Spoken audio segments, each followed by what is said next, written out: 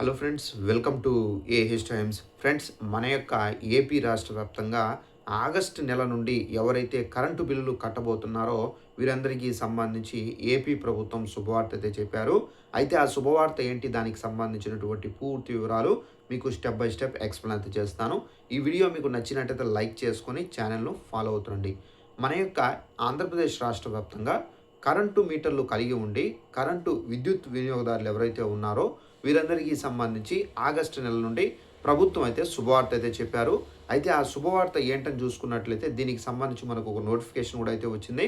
ఈ నోటిఫికేషన్లో డీటెయిల్స్ అనేది మీకు క్లారిటీగా ఎక్స్ప్లెయిన్ అయితే చేస్తాను. ఈ నోటిఫికేషన్ కూడా మీకు ప్రూఫ్ అనేది చూపించాలి కాబట్టి ఈ నోటిఫికేషన్ ఇక్కడ సైడ్లో అయితే స్టిక్ చేస్తున్నాను.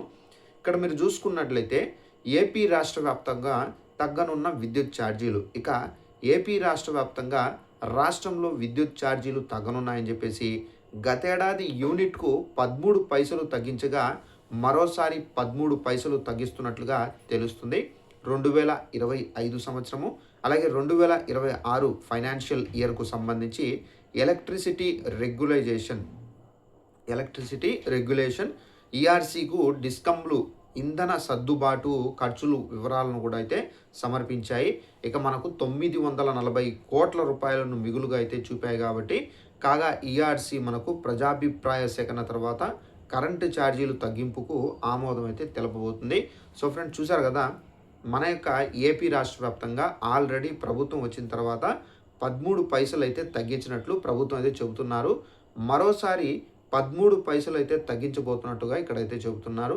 ఇక మనకు ఈఆర్సీ అయితే 940 కోట్ల రూపాయలు మిగులుగా అయితే చూపించడంతో ఇప్పుడు ఏపీ రాష్ట్ర వ్యాప్తంగా కరెంటు మీటర్లు బాధితులు ఎవరైతే ఉన్నారో వీరందరూ 13 అంటే యూనిట్ పైన 13 పైసలు తగ్గించి మనమైతే కరెంటు బిల్లు అయితే కట్టాల్సి అయితే ఉంటుంది. అయితే ఈ రూల్ అనేది మనకు ఆగస్ట్ నుండి అమలు తీసుకొని రాబోతున్నారా లేదా మనకు సెప్టెంబర్ నుండి తీసుకొని రాబోతున్నారా అయితే మనకు ఇంకా క్లారిటీ లేదు.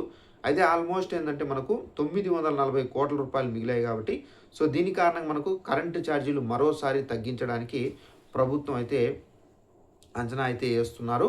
సో ఇదంటే మనకు ఇప్పుడు ప్రజెంట్ మనకి ఏదైతే కరెంటు బిల్లులు ఉన్నాయో ఇదైతే మనకు ఆగస్టు నెలలో అయితే కట్టే అవకాశం ఉందా లేదా మేబీ తగ్గినటువంటి 13 పైసలు లెస్ చేసుకొని మనం కట్టాలా ఏంటనేది ఇంకా అప్డేట్ అయితే వస్తే తెలియజేస్తాను. సో ఇది మనకు ఇప్పుడు ప్రజెంట్ ఉన్నటువంటి లేటెస్ట్ ఇన్ఫర్మేషన్. ఇక మనము కరెంటు బిల్లులు అనేవి మరో 13 పైసలు అయితే ఈ బిల్లుల పైన అయితే తగ్గబోతున్నాయి. సో వీడియో మీకు నచ్చినట్టయితే లైక్ చేసుకొని ఛానల్ని కూడా ఫాలో అవుతుండండి. అలాగే చాలామందికి ఈ ఇన్ఫర్మేషన్ తెలియదు కాబట్టి ఈ ఇన్ఫర్మేషన్ను మీ ఫ్యామిలీ అండ్ ఫ్రెండ్స్ కూడా షేర్ చేసి ఇన్ఫర్మేషన్ తెలియపరచండి.